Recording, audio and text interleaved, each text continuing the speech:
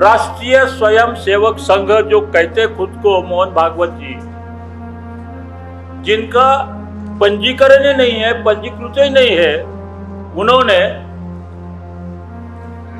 हमारे आरएसएस के खिलाफ, विशेषकर जनार्दन मून के खिलाफ और अब्दुल पाशा जी के खिलाफ एक शिकायत दर्ज की चुनाव आयोग एवं पुलिस कमिश्नर नागपुर कि अगर यह संस्था पंजीकृत है तो उन्होंने यहाँ पे रजिस्ट्रेशन नंबर देना जरूरी था। अगर वो नहीं है तो आप सब विदित है, आप सबको मालूम है कि ये श्री मोहन जी भागवत को इसी सरकार ने, भारत सरकार ने, महाराष्ट्र सरकार ने Z+ सुरक्षा दी है, जिसको वो संघ बिल्डिंग बोलते हैं। वो संघ बिल्डिंग को CISF सुरक्षा दी है, जिस पर जनता का करोड़ों रुपए खर्चा हर महीने होता है। राष्ट्रीय स्वयंसेवक संघ की जो शिकायत है वो फर्जी है, वो बेबुनियाद हम उसको मानते हैं और इनके पास कोई रजिस्ट्रेशन नहीं होने से इनको अधिकार नहीं है। हमारे पास ये 28/8/2017 जिस दिन हमने हमारा राष्ट्रीय स्वयंसेवक संघ नामक संस्था ऑनलाइन दर्ज की है, अधिकृत की है, दायर की है। जनार्दन मून की आरएसएस ऑनलाइन रजिस्ट्रेड होने की वजह से, आपका रजिस्ट्रेशन नहीं होने की वजह से हम जनार्दन मून को आरएसएस नाम वापरने से मना नहीं कर सकते। आप 1925 से संगठन चला रहे हो और आपको इस देश के अंदर भारतीयता की लोगों को परिभाषा सिखा रहे हो और आपको खुद को जो है कानून पे अमल नहीं करना है। रजिस्ट्रेशन हो नहीं सकता उनका, क्योंकि जिस दिन रजिस्ट्रेशन करा लेंगे तो अरबों खरबों की जो प्रॉपर्टी का जो उन्होंने हेरफेर किया है, अरबों खरबों का चंदे से जो उन्होंने दंगे फसाद कराए हैं, सबका हिसाब हो जाएगा और उसके बाद में इनको इस देश के अंदर सिवाय पोल्ट्री के बाकी कुछ नहीं मिलेगा, जैसा सावरकर जी को मिला था। जो संविधान के दायरे में बात करेगा हम उसके साथ खड़े रहेंगे, जो संविधान का विरोध करेगा वो हमारा दुश्मन है। 23 तारीख को यही प्रेस क्लब में जो प्रेस वार्ता हुई थी, जिसमें विषय था राष्ट्रीय स्वयंसेवक संघ यानी आरएसएस ने संविधान बचाने, देश बचाने, आने वाले पीढ़ी को बचाने के लिए इस लोकसभा चुनाव में इंडिया गठबंधन को समर्थन देकर मतदाता को जागरूक करने की हमने अपील की थी, जिसका प्रसारण आपके माध्यम से पूरे भारत में ये वायरल हुआ, सबको खबर हुई। इसीलिए मैंने पहले बोला धन्यवाद। और 8 दिन बाद ही आज फिर से ये प्रेस कॉन्फ्रेंस लेना पड़ रहा है। 30 तारीख के प्रिंट मीडिया में राष्ट्रीय स्वयंसेवक संघ जो कहते खुद को मोहन भागवत जी, जिनका पंजीकरण ही नहीं है, पंजीकृत ही नहीं है, उन्होंने हमारे आरएसएस के खिलाफ, विशेषकर जनार्दन मून के खिलाफ और अब्दुल पाशा जी के खिलाफ एक शिकायत दर्ज की चुनाव आयोग एवं पुलिस कमिश्नर नागपुर, जिसका प्रसारण शायद YouTube चैनल पर तो नहीं देखा गया, लेकिन नागपुर के सभी प्रिंट मीडिया में एक जैसी खबर छपी, जिसमें कहा गया कि जनार्दन मून को अटक करो, हमारे नाम का ये दुरुपयोग कर रहे हैं। 29 तारीख को ये शिकायत दर्ज की गई, लेकिन आज तक पुलिस से बोलो या चुनाव आयोग की तरफ से हमें लिखित कुछ भी समझ पत्र, सूचना पत्र या और कुछ पत्र मिला नहीं। लेकिन पता चला जो 29 तारीख को इन्होंने कंप्लेंट की, शिकायत की, उसकी कॉपी हमारे पास मिली। अब आप पत्रकार भाइयों को यह बताना हमारा फर्ज होता है, इसीलिए मैंने बोला कि आज के आज ही हम मजबूर क्यों हुए प्रेस कॉन्फ्रेंस लेने के लिए। ये राष्ट्रीय स्वयंसेवक संघ जो मोहन जी भागवत चलाते हैं, जो पंजीकृत नहीं है, ये उनका लेटर हेड है। यहाँ लिखा है राष्ट्रीय स्वयंसेवक संघ। कहीं भी कोई भी लेटर पैड पे ये छपा जाता है कि कोई भी संस्था होती है जिनका नाम दुनिया में होता है, शहर में होता है, उसको पंजीकृत करना यह अनिवार्य होता है, जिनका कारोबार चलता है। और विशेषकर मैं ये कहूँगा इस वक्त कि अगर यह संस्था पंजीकृत है तो उन्होंने यहाँ पे रजिस्ट्रेशन नंबर देना जरूरी था। अगर वो नहीं है तो आप सब विदित है, आप सबको मालूम है कि ये श्री मोहन जी भागवत को इसी सरकार ने, भारत सरकार ने, महाराष्ट्र सरकार ने Z+ सुरक्षा दी है, जिसको वो संघ बिल्डिंग बोलते हैं। वो संघ बिल्डिंग को CISF सुरक्षा दी है, जिस पर जनता का करोड़ों रुपए खर्चा हर महीने होता है। हमें आज इस प्रेस के माध्यम से हम ये बताना चाह रहे हैं कि यह अनरजिस्टर्ड संस्था पर ये जनता का करोड़ों रुपए का जो भुर्दंड हमको भरना पड़ रहा है, ये तो सरकार कर ही नहीं सकती, लेकिन ये हो रहा है।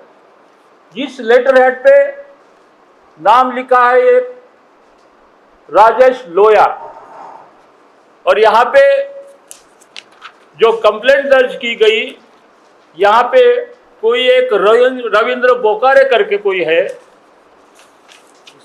उनकी साइन है, ये रविंद्र बोकारे। आज ये पता चला कि जिस लेटर हेड पे जिसका वो रहता है वही साइन कर सकता, लेकिन यहाँ पे उन्होंने ये साइन किया है रविंद्र बोकारे। मतलब ये राष्ट्रीय स्वयंसेवक संघ की जो शिकायत है वो फर्जी है, वो बेबुनियाद हम उसको मानते हैं, और इनके पास कोई रजिस्ट्रेशन नहीं होने से इनको अधिकार नहीं है। फिर भी इन्होंने मेरे खिलाफ, हमारे खिलाफ, हमारे RSS के खिलाफ जो शिकायत दर्ज की, वो शिकायत बोगस, बनावट है, झूठी है। हमारे पास क्या है आप सबको हम बताना चाहेंगे। हमारे पास क्या है, हमारे राष्ट्रीय स्वयंसेवक के पास क्या है। हमारे पास ये 28/8/2017 जिस दिन हमने हमारा राष्ट्रीय स्वयंसेवक संघ नामक संस्था ऑनलाइन दर्ज की है, अधिकृत की है, दायर की है, जो महाराष्ट्र सरकार ने ये हमें प्रमाण पत्र दिया था। इनमें 13 लोगों के नाम है। बाद में आपको जवाब देते हैं, आप थोड़ा शांत रहिए, आपको बाद में मैं जवाब देता हूँ। क्या नंबर 1। नंबर 2, जो प्रिंट मीडिया में खबर छप के आई 30 तारीख को, चैरिटी कमिश्नर ने मंजूर नहीं किया, हाई कोर्ट ने मंजूर नहीं किया, सुप्रीम कोर्ट ने रिजेक्ट किया, फिर भी ये कैसे चला सकते हैं। इसलिए ये बोगस है, बनावट है, ऐसा प्रिंट मीडिया में छपकर आया। ठीक है। उसके बाद जो सच बात है वो उन्होंने छुपाई, वो वहाँ बताई गई नहीं। उसके बाद 21 अक्टूबर 2020 को उन्होंने नागपुर चैरिटी कमिश्नर ऑफिस में एक शिकायत दर्ज की हमारे खिलाफ। उन्होंने क्या बोला उसमें कि जनार्दन मुन ये जो RSS चला रहे, ये RSS तीनों जगह, कहाँ, चैरिटी कमिश्नर में, हाई कोर्ट में और सुप्रीम कोर्ट में भी इनकी अपील रिजेक्ट की गई, फिर भी ये हमारे नाम का उपयोग कर रहे। हमने एक ही आर्गुमेंट किया चैरिटी कमिश्नर ऑफिस में। चैरिटी कमिश्नर ऑफिस में कंप्लेंट करने का अधिकार सिर्फ उन्हीं को होता है जिनकी संस्था रजिस्टर्ड होती है। गली में कोई भी संस्था बनाएगा, रजिस्ट्रेशन नहीं लेगा और वो आपके दरबार में आता है तो उस पर आप आर्गुमेंट या दखल ले नहीं सकते, ये हमारा दावा है। इसका जवाब हमने चैरिटी कमिश्नर को मांगा, उनके पास इसका जवाब नहीं था। और आखिर 6 दिसंबर 2021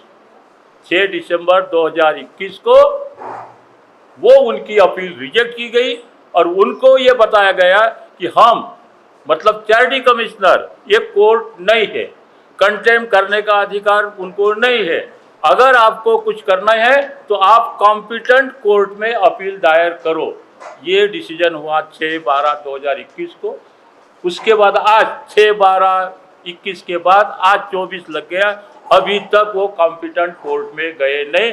इसका मतलब आज भी हम राष्ट्रीय स्वयंसेवक संघ का नाम वापरने का हमारे पास अधिकार है। और इसीलिए आज ही थोड़ी देर पहले, 1 घंटा पहले, मैं जिस एरिया में रहता हूँ, नागपुर के यशोधरा नगर पुलिस स्टेशन के जुरिडिक्शन में आता है मेरा घर, हमने वहाँ पे अभी कंप्लेंट दर्ज की है कि हमारे राष्ट्रीय स्वयंसेवक संघ का नाम का मोहन भागवत, राजेश लोया और रविंद्र बोकारे दुरुपयोग करके उनके खिलाफ 316, 319, 505 के तहत उन पर अपराध दर्ज करे। यही अभी हम देके आए और इसीलिए ये सारी बातें बताने के लिए आपके पास आए कि आप भी हमारे भरोसे हमका प्रेस में पैसे भरना और या प्रेस कॉन्फ्रेंस लेना और हमारा कुछ बताना, ये हम नहीं समझते। असलियत क्या है जो आपको, क्योंकि आप अड़चन में कल आओगे, प्रिंट मीडिया में हो या सोशल मीडिया में हो, हमारा कहना तो आप जरूर छापोगे, लेकिन आपको भी उतना ही अधिकार है कि जो हम क्या हमने छापना, जो सच है। मैं इसीलिए पहले बोला कि प्रिंट मीडिया में उन लोगों ने एक प्रेस कॉन्फ्रेंस भी न लेते हुए सिर्फ ये 2 कागज बनाए और सभी जगह एक जैसी खबर छपी। इसका मतलब आपके पास अब वो प्रिंट मीडिया में आए तो कम से कम हम आरोपी थे उनके, तो जनार्दन उनको एक फ़ोन करके तो भी पूछना था कि ऐसी कंप्लेंट आपकी आई है तो आपका क्या कहना है, लेकिन ये भी पूछने की ज़रूरत उन्होंने महसूस नहीं की, हरकत नहीं। जो भी है सच्चाई ये आपके सामने हमें बयां की है। अगर आपको कुछ उसके बारे में होना तो पाशा जी का नंबर शायद आपके पास होगा, तो पूरी PDF आपको हम पाशा जी की तरफ से आप ले सके हो।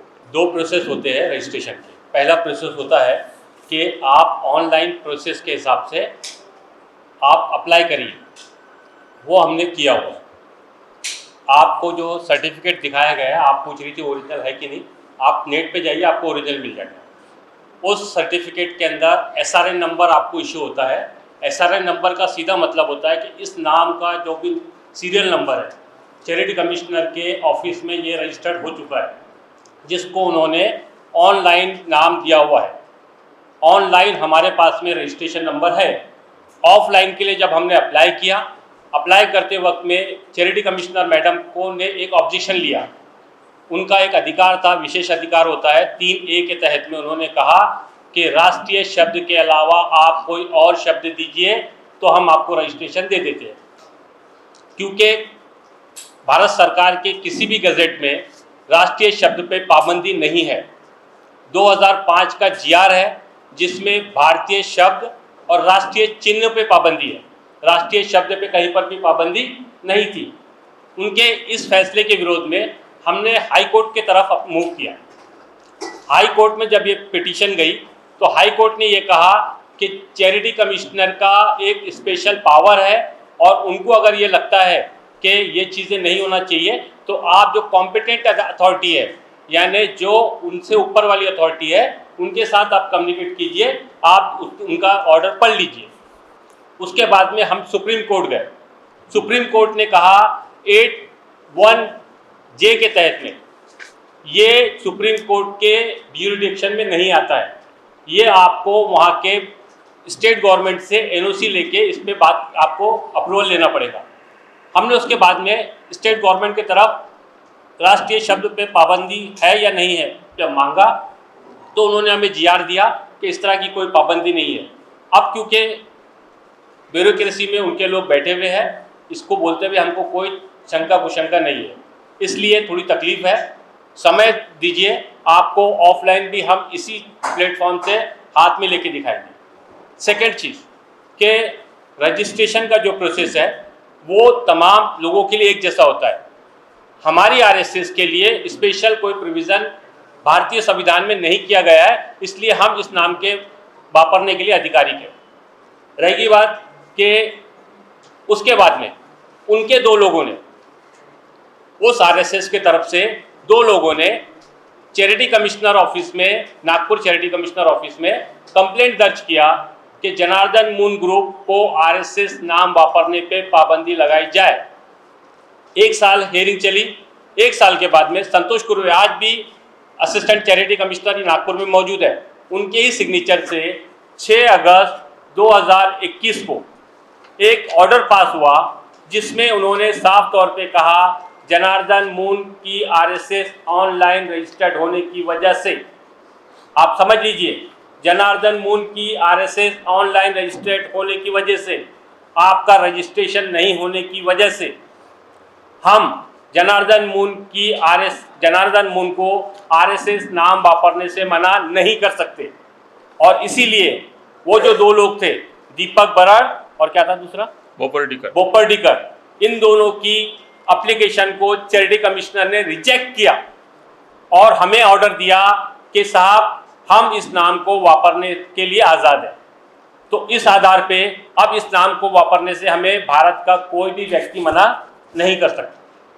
पहली चीज़, हमने जो प्रेस कॉन्फ्रेंस ली, हमने प्रेस कॉन्फ्रेंस में बहुत साफ तौर पे कहा हमारी आरएसएस, हमारे को नहीं पता, मैं दुनिया की एक ही संगठन को जानता हूँ जिसका नाम आरएसएस है, वो हम, क्योंकि हमारे पास ऑनलाइन रजिस्ट्रेशन है और हमारे पास में सरकारी दस्तावेज है, इसलिए हमारे अलावा इस देश में दूसरी आरएसएस नहीं है। अगर उनके पास में रजिस्ट्रेशन है तो वो दिखाए, हम आज ये नाम वापरने के लिए मना कर देंगे। लेकिन रजिस्ट्रेशन अगर है तो दिखाए।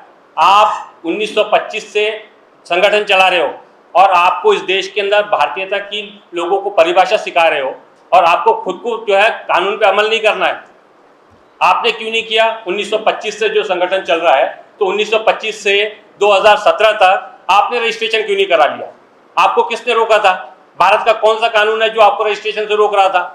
साहब, रजिस्ट्रेशन हो नहीं सकता उनका, क्योंकि जिस दिन रजिस्ट्रेशन करा लेंगे तो अरबों खरबों की जो प्रॉपर्टी का जो उन्होंने हेरफेर किया है, अरबों खरबों का चंदे से जो उन्होंने दंगे फसाद कराए हैं, सबका हिसाब हो जाएगा और उसके बाद में इनको इस देश के अंदर सिवाय कोठरी के बाकी कुछ नहीं मिलेगा, जैसा सावरकर जी को मिला था। यही कारण है कि वो रजिस्ट्रेशन कराना नहीं चाहते और उनको पता है कि इस नाम के अलावा वो दूसरे नाम से सस्टेन कर नहीं पाएंगे। लेकिन भारतीय कानून और भारतीय संविधान पे हमको पूरा भरोसा है और हम संविधानिक लोग हैं। जो संविधान के दायरे में बात करेगा हम उसके साथ खड़े रहेंगे, जो संविधान का विरोध करेगा वो हमारा दुश्मन है। इसलिए आज हम जो यहाँ बैठे हैं, संवैधानिक रूप से बैठे हैं, दस्तावेज जो हमको भारतीय संविधान ने प्रोवाइड किया है उसके आधार पे हम आपसे बात कर रहे हैं। हमने 23 तारीख को बहुत साफ कहा, हमारी आरएसएस संविधान के अनुरूप चलने वाले गठबंधन के साथ में काम करने के लिए तैयार है। हमने भारत में जो विपक्षी दलों का इंडिया अलायंस बना है उसको हमारी आरएसएस की तरफ से हमने उनको समर्थन जाहिर किया। उसके अलावा हमने कहीं पर भी कोई और चीज़ों पे बात नहीं की। इंडिया अलायंस में कांग्रेस भी है, एनसीपी भी है, आम आदमी पार्टी भी है, शिवसेना भी है, उनके बाकी घटक दल भी है जिसमें फारूक अब्दुल्ला भी है, अखिलेश यादव भी है, तमाम लोग हैं। तो हमारा 2.5 लाख प्लस जो कैडर ज़मीन पे काम कर रहा है हमारे आरएसएस का, ये इंडिया गठबंधन के लिए वोट मांगेगा, घर घर जाके मांगेगा। हम किसी भी चुनावी सभा का हिस्सा नहीं होंगे, हमने यही कहा है। इसके अलावा वहाँ पर हमारे तरफ से कोई ऐसी आपत्तिजनक बात नहीं की गई है जिस पे उनको इतनी बौखलाहट की ज़रूरत थी।